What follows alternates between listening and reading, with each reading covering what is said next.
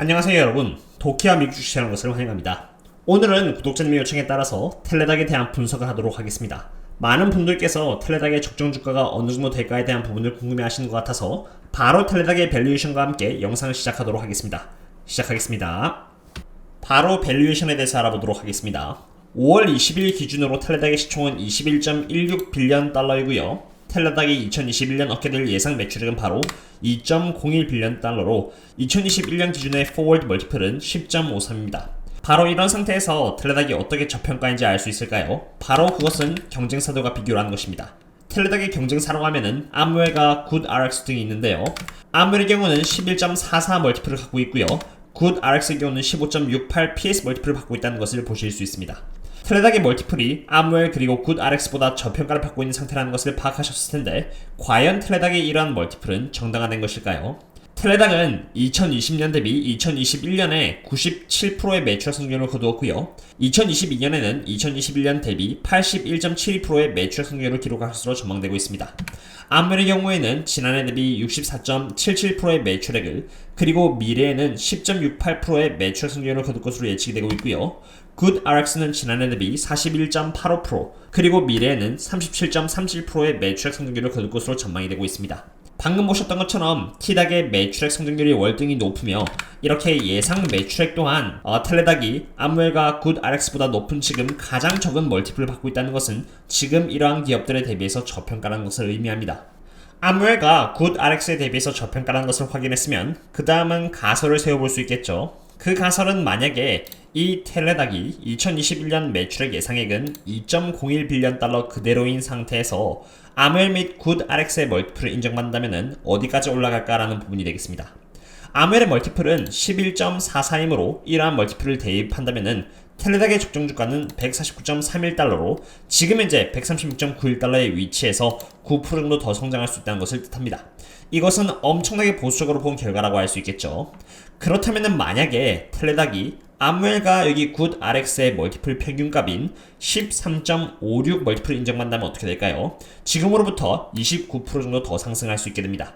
그리고 만약에 굿RX의 멀티플을 인정받는다면 텔레닥은 49% 성장할 수 있는 것이죠. 제가 이전에 말씀드렸듯이 이미 텔레닥은 아무웰 그리고 굿RX보다 더 좋은 매출을 내고 있고요. 매출액 성장률 또한 이렇게 월등히 더 높습니다. 그렇기 때문에 저는 개인적으로 텔레닥의 멀티플은 15.68 이상 올라가야 한다고 생각을 하고 있고요. 그러한 이유에서 아무리 못해도 29%에서 49%는 저평가되어 있다고 판단이 됩니다. 텔레닥의 비즈니스 모델입니다. 먼저 텔레닥의 의사협회인 여기 PA라고 해서 Physician Association이 있고요. 여기서 바로 개개인의 의사들을 고용 및 계약을 하여서 텔레닥의 플랫폼을 통해서 의료 서비스를 제공하는 형태로 이루어져 있습니다. 원격 환경에서 추가적인 수익을 내고 싶은 의사들은 여기 텔레독 의사협회에 가입을 하고요. 텔레독 의사협회는 텔레독의 플랫폼을 사용하는 대가로 환자들을 진료할 수 있게 되는 것이죠. 그렇다면 이 텔레독 플랫폼에 대해서 알아볼까요? 텔레독은 B2B를 대상으로 사업을 하는 기업으로 여기 고용주 그리고 보험이라고 적혀있는 칸을 보실 수 있습니다. 쉽게 말해서 고용주로부터 임금을 받고 일하는 일반 직장인들 그리고 보험사에 가입되어 있는 사람들이 이 칸 안에 들어있다라고 보시면 됩니다. 그리고 고용주와 보험회사는 텔레독에게 구독료를 지급하는 대가로 진료권을 받게 됩니다. 참고로 이 구독료가 제가 나중에 보여드릴 PMPM이라고 해서 Per Member Per Month인데 한 명의 가입자가 매달 액수를 지불하는 금액이자 텔레닥 기업의 매출 현황을 보여주는 지표라고 할 수 있습니다. 이 진료권은 고용주 및 보험회사에 속해있는 사람들에게 지급이 되고요. 사람들은 개인 부담금을 지급하여 진료를 받을 수 있는 것이죠. 이렇게 텔레독은 구독료 및 진료권을 받은 사람들을 대상으로 해서 진료를 해주는 대가로 개인 부담금 및 구독료를 통해서 수익을 올리고요. 이러한 수익은 다시 텔레독 의사협회에 가입되어 있는 사람들에게 분배됩니다. 바로 이러한 비즈니스 모델 아래 하에서 텔레닥의 경우는 크게 세 가지 종류의 서비스를 제공하는데요. Virtual Care Delivery가 있고 Provider Enablement 그리고 Chronic Care Empowerment가 있습니다. 여기 Virtual Care Delivery는 가상진료라는 뜻으로 의사들이 환자와 원격으로 인터랙션하는 모든 방법을 포괄적으로 보여주는 광범위한 개념이라고 보시면 됩니다.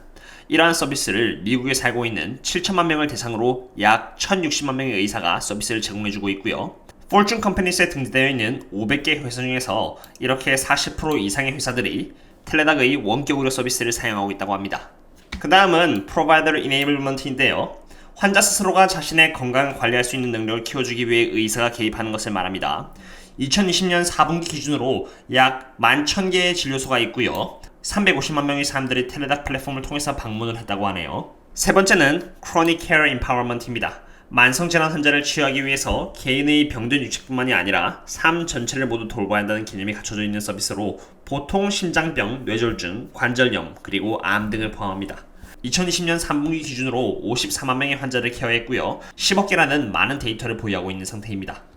지금까지는 비즈니스 모델을 통해서 텔레독이 어떤 일을 하는지 알아보았으니 이번에는 인컴 스테이트먼트를 통해서 펀더멘털을 한번 알아보도록 하겠습니다. 먼저 매출액입니다. 2021년 1분기 기준으로 텔레독은 453.68밀리언 달러의 매출을 기록했습니다. 텔레독의 2021년 1분기 매출액은 여기 보시는 것처럼 2020년 4분기 매출액과 비교를 했을 때 18.3% 상승을 했고요. 지난해 동분기 대비해서 본다면 150.93%라는 엄청난 성장률을 보여주었습니다. 게다가 TTM 기준으로 1년 전체 매출액은 지난해 대비 125.72%나 상승을 해줬고요. 앞으로 67.32% 정도의 매출 성장률을 보여줄 것으로 기대가 되고 있습니다. 굉장히 큰 성장률이라고 할 수 있습니다. 다음으로 그로스 프로핏을 보도록 하겠습니다. 그로스 프로핏은 매출액에서 원가 비용을 뺐을 때 나오는 부분으로 텔레독의 그로스 프로핏은 2021년 1분기 기준 307밀리언 달러입니다. 그로스 프로핏 또한 이렇게 매출액과 함께 우상향을 해주고 있는 상태이고요. 실제로 이 그로스 프로핏이 잘 나오는지 아니면 좀 부족한지 보려면 매출액 대비해서 보여주는 이 그로스 마진을 봐야 합니다. 텔레독의 그로스 마진은 이렇게 67.80%로 좋은 마진율을 보여주고 있습니다. 다음으로 영업이익 그리고 순이익을 보도록 하겠습니다. 영업이익은 여기 위에 있는 그로스 프로핏에서 R&D, 세일즈, 마케팅 비용을 포함하고 있는 이러한 오퍼레이팅 익스펜스를 빼주면 나오는 게 바로 이 영업이익입니다. 2021년 1분기 기준 마이너스 84밀리언 달러를 적자를 내고 있는 모습이네요. 그래도 과거에 비해선 이렇게 마이너스 영업이익이 많이 줄어서 그나마 다행스럽다고 생각합니다. 그리고 순이익은 이러한 영업이익에서 이자, 세금, 그리고 감가상각 등의 모든 비용을 감안한 결과치라고 할 수 있습니다. 2021년 1분기 기준으로 순이익은 마이너스 199밀리언 달러를 기록하면서 적자라는 것을 보여주고 있는 상태입니다. 결론적으로 봤을 때 텔레닥은 이렇게 적자를 내고 있는 상태인데 텔레닥의 펀더멘탈은 실제로 안 좋다고 할 수 있을까요? 실제로 특정한 기업의 퍼포먼스를 알려면 에비타를 기준으로 봅니다. 왜냐면 에비타야말로 실제 영업활동과 관련하는 비용을 제외하고 산출되는 수치이기 때문이죠. 그러한 이유에서 이렇게 실제로 SEC 홈페이지에 들어가서 에비타와 애저스트 에비타를 확인해 보았는데요. 하나씩 차근차근 보도록 하겠습니다.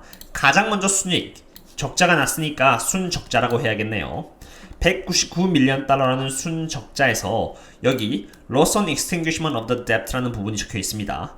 이것이 부채를 갚는 데 들어가는 비용인데 이것은 사업과 무관하니까 11.4밀리언 달러를 여기 199.6밀리언 달러에 더해줍니다. 그 다음은 기타 비용인데요. 이러한 기타 비용은 5.6밀리언 달러로 이것은 빼줬네요. 그리고 이자 비용이라 해가지고 여기 interest expense라는 부분이 있고 22.1밀리언 달러는 실제 사업과는 무관함으로 더해주고요. 지금 보고 계시는 세금 또한 실제 사업과는 무관함으로 다시 87밀리언 달러를 더해주고요. 감가상각 또한 사업과 무관함으로 48.6밀리언 달러를 더했을 때 에비타는 마이너스 36밀리언 달러가 나오는 것을 볼 수 있습니다. 실제 마이너스 199밀리언 달러의 순적자보다는 훨씬 낫다는 것을 볼 수 있네요. 근데 이게 끝이 아닙니다. 텔레닥 또한 팔란티어와 마찬가지로 직원들을 대상해서 보상해주는 이 스톡 베이스 컴펜세이션이 있고요. 이 비용만 해도 86밀리언 달러에 다다릅니다. 그리고 각종 인수를 하는데 들어갔던 비용인 6.3밀리언 달러로 또다시 더해줘야겠죠. 이 두 가지 사항 모두 실제로 영업활동과는 관계없는 비용이므로 더해줍니다. 이렇게 했을 때 비로소 Adjusted EBITDA가 나온 것이고 56.6밀리언 달러의 흑자가 나오는 것을 알 수 있는 것이죠. 결론적으로 말씀드리자면 영업활동과 무관한 비용까지 싹 다 해서 본다면 텔레닥은 적자이지만 순수히 텔레닥이 사업을 하고 있는 부분만을 바라본다면 텔레닥은 56.6밀리언 달러의 흑자를 보고 있는 회사이며 텔레닥의 비즈니스 모델은 충분히 경제성이 있고 일정 궤도에만 들어온다면 잘할 수 있을 것이다 라는 것을 알 수 있는 대목이 되겠습니다. 텔레닥의 펀더멘털에 대해서 알아보았으니 이번엔 텔레닥의 밸런스시트를 통해서 어느 정도의 현금과 부채를 갖고 있는지 한번 알아보겠습니다. 가장 먼저 텔레닥은 720밀리언 달러의 현금을 보유하고 있다는 것을 볼 수 있습니다. 그리고 리시버블은 1년 이내 거래처를 대상으로 받을 수 있는 돈인데 178밀리언 달러가 있습니다. 이것을 합치면은 텔레닥이 가용할 수 있는 현금이 나오는데 약 898밀리언 달러의 현금이 있다는 것을 볼 수 있겠습니다. 그리고 부채에 대해서 한번 알아보도록 하겠습니다. 가장 먼저 장기부채인 Non-Current Debt는 은행을 대상으로 1년의 이상에 걸쳐 나눠서 갚아야 되는 부채를 말하는데 1.4빌리언 달러 정도가 장기부채로 나와 있다는 것을 볼 수 있습니다. 그렇다면 이렇게 1.4빌리언 달러라는 장기 부채를 몇 년도까지 갚아야 되는지 한번 세부 내역을 SEC 홈페이지를 가서 알아보도록 하겠습니다. 텔레닥의 장기 부채는 다음과 같은 예고로 이루어져 있습니다. 총 2개의 노트와 리본고 노트인데요. 가장 빠른 시일 내에 갚아야 되는 부채는 2025년 노트로 171년 달러의 부채를 이렇게 2025년에 갚아야 되겠고요. 그 다음은 여기 2027년짜리 노트로 721밀리언 달러의 부채를 2027년에 갚아야 되겠습니다. 그리고 마지막은 리본고 인수를 통해서 리본고가 지고 있는 부채까지 갚아야 되는데 정확한 기한은 나와있지 않은 상태입니다. 어쨌든 리본고의 부채 461밀리언 달러를 갖고 있다는 것을 확인했습니다. 우선 텔레닥은 898밀리언 달러의 현금이 있으니까 적어도 2025년까지는 별 문제 없이 사업을 할 수 있다는 것을 알 수 있고요. 텔레닥의 가이던스 흐름을 봤을 때 2022년이 아닌 2023년에서 2024년쯤에 흑자 전환을 하게 되지 않을까 생각합니다. 그 안에 흑자 전환을 하게 되면은 현금 흐름이 생겨나게 되고, 그렇게 된다면은 2027년의 부채 또한 잘 관리해 나갈 수 있을 것이라고 생각합니다. 지금까지 텔레닥의 비즈니스 모델, 펀더멘탈, 그리고 밸런스에 대해서 알아보았으니 이번에는 텔레독의 미래 전망에 대해서 한번 알아보도록 하겠습니다. 가장 먼저 코로나가 터지기 전에 텔레독의 시장인 텔레메디슨 마켓 사이즈는 2015년부터 약 이렇게 22.5% 연평균 성장률 속도로 성장을 해왔는데요. 여기서 중요한 점은 이러한 텔레메디슨 마켓 사이즈가 49.89빌리언 달러에서 2023년에는 40.04%의 연평균 성장률 속도와 함께 성장하여 194.05빌리언 달러까지 성장할 전망이라고 밝혔습니다. 이렇게 시장 자체가 점점 커지고 있다는 것을 볼 수 있었습니다. 그렇다면 텔레닥은 이러한 시장 성장에 맞춰서 잘 성장을 할 전망을 갖고 있을까요? 이것은 PMPM이라고 해가지고 Per Member Per Month를 보면 알 수 있습니다. PMPM은 한 명의 멤버가 한 달에 지불하는 액수를 말하는데 2021년 1분기의 PMPM은 2.24달러로 지난해 동분기에 대비했을 때 157% 성장을 해줬고요. 2020년 4분기에 대비해서는 27% 성장해주는 모습을 보였습니다. 이것은 실제로 이미 텔레닥 서비스를 이용하고 있는 사람들이 사용할 수 있는 서비스의 범위를 넓혀서 더 많은 돈을 내기 시작했다는 것을 보여주는 지표가 되겠습니다.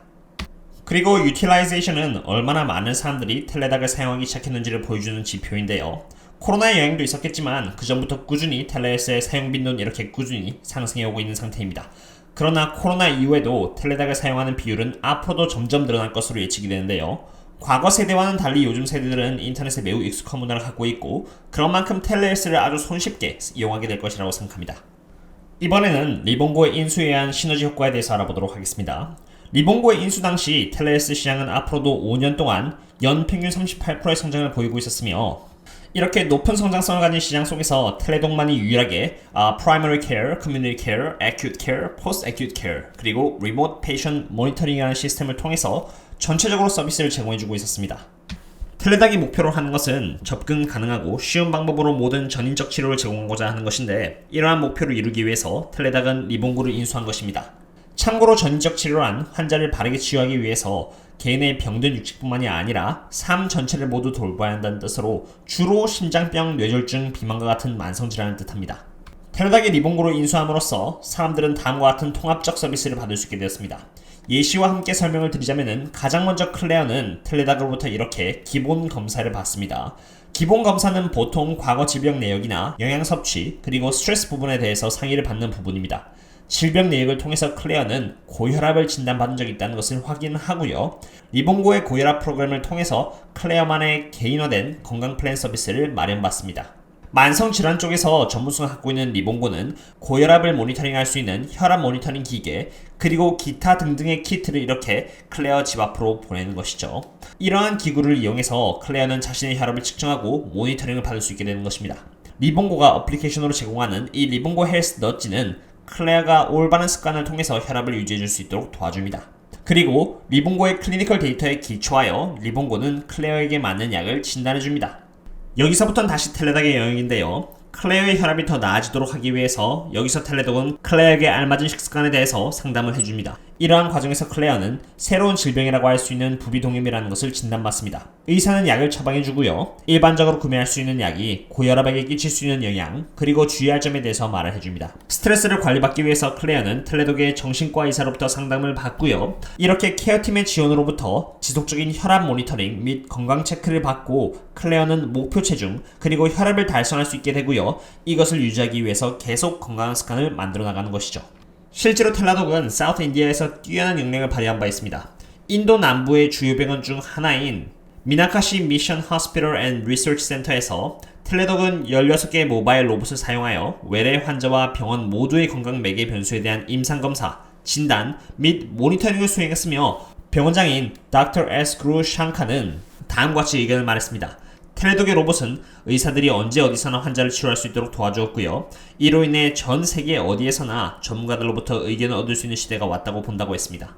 다양한 분야의 의사가 함께 모여서 환자를 치료할 수 있고 매 순간 환자를 모니터링하는 것 또한 가능해졌습니다. 텔레닥의 이러한 기능은 코로나 바이러스 동안 많은 환자를 살리는 데 큰 도움을 주었다라고 말했네요. 어떠셨나요 여러분? 오늘은 텔레닥의 밸류에이션, 비즈니스 모델, 펀더멘탈 재정 상태, 그리고 미래 전망까지 다룰 수 있는 모든 부분에 대해서 알아보았습니다. 우선 제가 알아본 결과 텔레닥은 다른 경쟁사 대비 충분히 저평가라는 것을 볼 수 있었고요. 비록 지금은 적자이긴 하지만 사업과 관계없는 비용을 빼면은 Adjusted EBITDA 기준으로 텔레닥은 흑자인 상태였습니다. 그리고 재정 상태에 있어서 물론 현금보다 부채가 많은 것은 사실이지만 텔레닥은 2025년 그리고 2027년에 대부분의 부채를 상환해야 되기에 아직 그렇게 급한 상태는 아니라고 생각합니다. 미래 전망을 봤을 때 리본고의 인수를 통해서 텔레닥은 환자를 처음부터 끝까지 케어할 수 있는 end-to-end 시스템을 마련했고요. 이러한 통합적인 서비스를 제공할 수 있는 것은 텔레닥밖에 없기에 앞으로 텔레닥이 잘해줄 것이라는 생각이 듭니다. 저는 텔레닥이 불리시하다는 개인적인 의견과 함께 오늘의 분석은 끝마치도록 하겠습니다. 다음에 또 다른 분석과 함께 찾아뵙도록 하겠습니다. 그럼 다음에 또 만나요. See you later.